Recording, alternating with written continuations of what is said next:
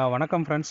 நம்ம விருதுநகர் மாவட்டம் ராஜபாளையத்தில் நல்லா ஒரு 3 இன்ச் ப்ரெஷர் வர மாதிரி ஒரு சோலார் பிஎல்டிசி பம்பு ஒரு 35 அடி ஆழம் கிணத்துக்கு போட்டு கொடுத்துருக்குறோம்.